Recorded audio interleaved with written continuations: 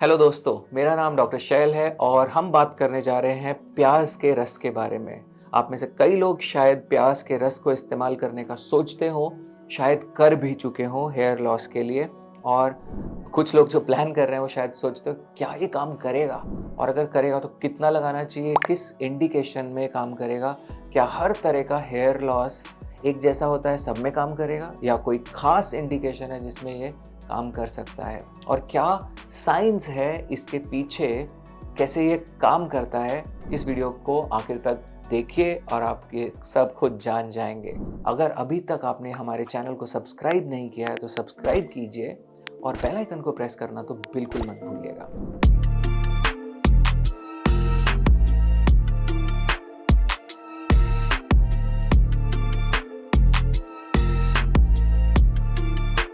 तो आप देखेंगे बहुत सारे अनियन ऑयल्स आते हैं, बहुत सारे शैम्पूज आते हैं जो बोलते हैं कि हम अनियन में इससे बने हैं, और ऐसे काफ़ी सारे प्रोडक्ट्स मार्केट में मिलते हैं जो क्लेम करते हैं कि हर तरीके के बाल का लॉस, चाहे वो मेल पैटर्न बाल्डनेस हो, फीमेल पैटर्न हो, एलोपेशिया एरेटा हो, कुछ भी, ये रामबाण है और ये काम करेगा।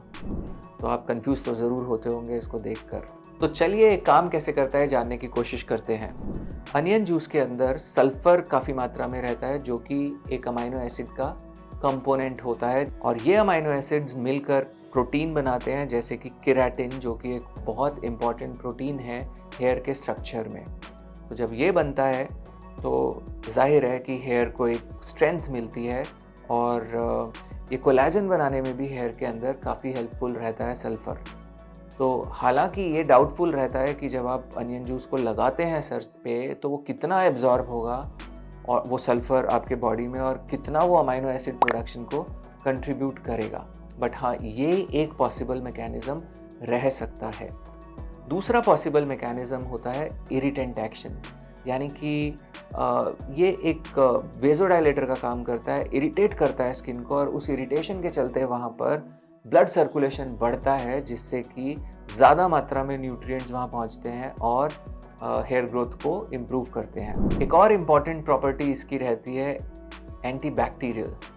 तो सल्फ़र की एंटीबैक्टीरियल एक्टिविटी की वजह से अगर वहाँ पर कुछ बैक्टीरियल ओरिजिन का इन्फ्लेमेशन हो रहा है हेयर फॉलिकल्स के आसपास, तो ये इस्तेमाल करने से वहाँ पर ये एक्टिविटी रिड्यूस हो जाएगी, जिसके चलते इन्फ्लेमेशन कम होके वहाँ पर हेयर ग्रोथ प्रमोट हो सकती है। ये सारे मैकेनिज़्म हर तरीके के हेयर लॉस में ज़रूरी नहीं है कि फ़ायदा करें। तो ये किस हेयर लॉस में ज़्यादा फ़ायदा कर सकते हैं? एलोपेशिया एरिएटा, जिसको साधारण भाषा में लोग कीड़ा लगना भी बोलते हैं। Alopecia areata is an autoimmune disorder where your antibodies they start destroying your own hair shafts, तो जिसकी वजह से वहाँ पर खालीपन आता है। ऐसे केसेस में मैंने पर्सनली काफ़ी पेशेंट्स में अनियन जूस रेकमेंड किया है। आपने शायद सुना हो गार्लिक जूस या धतूरा, कैस्टर ऑयल, कई तरीके के इरिटेंट्स इसमें काम करते पाए गए हैं, देखा गया है, और ये फ़ायदा कर सकता है। एंड्रोजेनेटिक एलोपेशिया में इसका रोल डाउटफुल है, बट येस, अगर ब्लड सर्कुलेशन इम्प्रूव होता है तो कुछ हद तक ये हेयर फॉल में कमी कर सकता है और हेयर थिकनेस बढ़ा सकता है। इसके अलावा अनियन जूस एंटीऑक्सीडेंट्स में भी हाई रहता है, और एंटीऑक्सीडेंट्स भी लोकल इन्फ्लेमेशन को कम कर आपके ब्लड सर्कुलेशन को बढ़ाकर वहाँ पर फ़ायदा कर सकते हैं हेयर रीग्रोथ में टू अ सर्टेन एक्सटेंट। जानते हैं क्या साइड इफ़ेक्ट्स हो सकते हैं अनियन जूस के।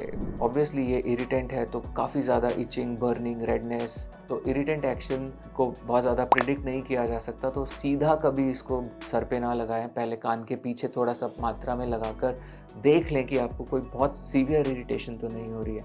कुछ हद तक इरिटेशन इज़ ओके, बट बहुत भयंकर इरिटेशन ज़्यादा नुकसान पहुंचा सकती है। अब आप चाहें तो इसको यूज़ कर सकते हैं, देख सकते हैं, और अगर आपके कुछ सवाल हैं इस विषय में तो नीचे कमेंट सेक्शन में पूछ सकते हैं। आप चाहते हैं कि मैं किसी विषय पर और वीडियोस बनाऊं तो आप सजेस्ट कर सकते हैं, और यदि आपका कोई एक्सपीरियंस है अनियन जूस के साथ तो आप उसे शेयर कर सकते हैं। सभी ऑडियंस को इससे काफ़ी फ़ायदा होगा। और अगर आपने चैनल को सब्सक्राइब नहीं किया है तो प्लीज़ सब्सक्राइब करें और बेल आइकन को ज़रूर दबाएं।